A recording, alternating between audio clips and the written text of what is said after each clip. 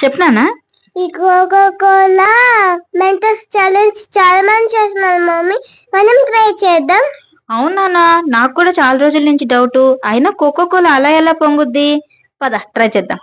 Okay, let's go. Friends, ఇది చిన్న పిల్లలు చేసేది కాదు, పెద్దవాళ్ళు చేసేది.